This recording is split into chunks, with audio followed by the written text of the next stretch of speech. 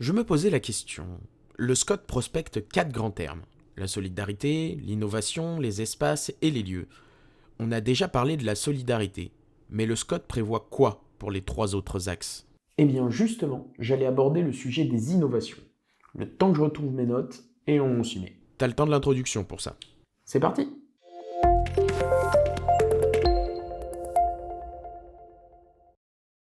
Une économie qui s'adapte?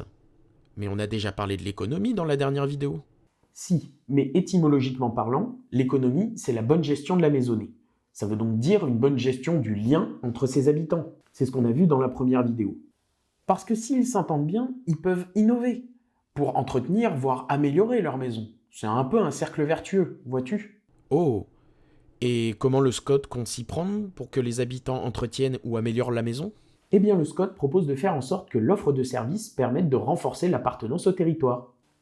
C'est-à-dire développer la vie locale et associative, mais aussi mieux communiquer autour de cette dernière. De cette manière, les habitants se sentiront plus actifs sur le territoire. T'as tout compris. Développer la vie associative, c'est développer le lien entre les habitants. Pour aider à ça, le SCOT conseille de rendre les espaces plus attractifs, avec des manifestations et de la sensibilisation par exemple. Encore une fois, innover sur ce point-là permet de resserrer les liens, et donc par extension, permet d'améliorer l'économie du territoire, de bien gérer la maisonnée, et donc d'avoir les ressources nécessaires pour l'améliorer. On a fait un aménagement de bourg il y a de ça quelques années, donc c'est vrai que les cheminements ont déjà été pensés, donc on avait un petit peu rétréci la route pour mettre en place des voies piétonnes sur les bords de route, hein, donc des trottoirs très concrètement.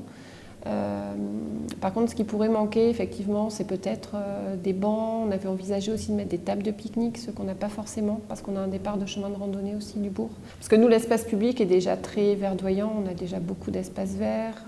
On a essayé justement de garder ce côté un petit peu rural, hein, un petit peu, voilà, garder de la verdure, des arbres pour avoir de l'ombre. Aujourd'hui, ce qui manque quand même, ça reste le mobilier urbain un petit peu.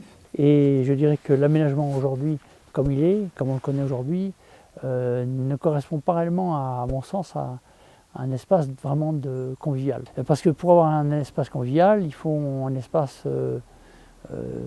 pas forcément fermé, mais qui se cloisonne. Pour que les gens se croisent réellement, il faut un peu les obliger finalement, et ça se fait bien sur une petite place de platane dans le midi, où il y a le joueur de boules, et où il y a de l'ombre. C'est vrai qu'il y a 4 tables au pied de l'église et sur la petite placette, tout de suite ça devient convivial parce que justement on est dans une enceinte un peu fermée, murée de part et d'autre, donc tout de suite c'est comme une pièce.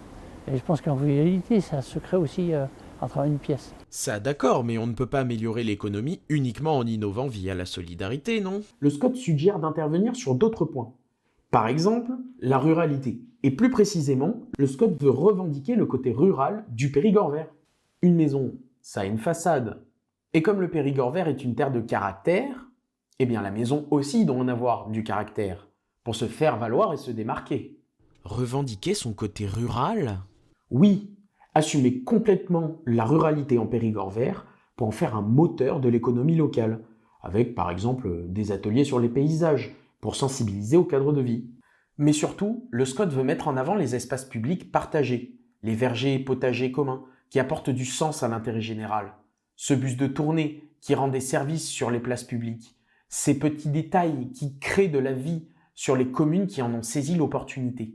Bref, tout ce qui fait que la façade de ta maison est embellie. On va continuer à travailler l'aspect, je vais dire, verdure, aménagement du bourg pour le rendre encore plus joli qu'il n'est aujourd'hui. Depuis qu'on a fait ces travaux, on a énormément de retours positifs de gens qui viennent utiliser les chemins de randonnée, par exemple. Derrière, on a un espace camping-car qui a été aménagé. Il ne passe pas une semaine sans que quelqu'un vienne nous dire « c'est bien, vous avez bien aménagé votre bourg, on peut se promener tranquillement en toute sécurité ». Et ça, pour nous, c'est quand même primordial. Le faire vivre. Enfin, je crois que voilà, pour que cet espace aujourd'hui aménagé ne soit pas un musée, il faut qu'il vive. Et c'est bien la mission qu'on a, c'est vraiment de créer des activités, l'été, l'hiver, essayer de le faire partager. On veut travailler sur Terre Aventura, là, avec le système de balade pour faire découvrir le territoire avec les portables, c'est quelque chose que je ne connaissais pas et que je découvre. Et on m'a alerté sur le fait qu'on risquait d'être débordé par le nombre de personnes. Donc je demande que ça, que demain on soit capable de dire stop, on arrête ça et on prend quelque chose de plus simple. Je crois que ça peut aider ça à faire découvrir les alentours. Et voilà, il faut se mettre à l'heure de la modernité. Ok, des petits riens qui font un grand tout. Donc c'est ça la ruralité innovante. Mais l'économie, la vraie d'aujourd'hui, passe-elle à la maison? Attends un peu, tu vas comprendre. L'économie du territoire, c'est aussi restaurer et promouvoir les friches, les réhabiliter pour attirer de nouvelles entreprises sur le territoire, l'information autour des filières économiques, la communication entre les entrepreneurs et les collectivités, et voilà, t'obtiens un territoire avec de nouvelles entreprises qui sont, si tu suis bien... En réseau avec tous, c'est donc innovante? Oui, exact. Attends, je crois que je commence à percuter. Le SCOT veut favoriser et amplifier le sentiment d'appartenance au territoire chez les habitants, revendiquer la ruralité du Périgord vert et permettre ainsi aux entreprises du territoire, à leur tour, de s'en saisir pour s'en prévaloir. Oui, un territoire qui innove, c'est surtout des réseaux d'habitants qui s'adaptent à la demande actuelle et à venir. Tu vois que t'as tout compris au final. T'as d'autres questions ? Non, pas pour l'instant. Mais je suppose que si j'en ai qui me viennent à l'esprit, je dois aller sur le site internet du SCOT, www.scotpérigordvert.com, pour en savoir plus. J'aurais pas dit mieux. Et puis tu peux toujours revenir voir les vidéos sorties précédemment. T'es au courant que j'apparais dans ces vidéos, hein? Oui, je sais, mais c'est pour les gens qui regardent.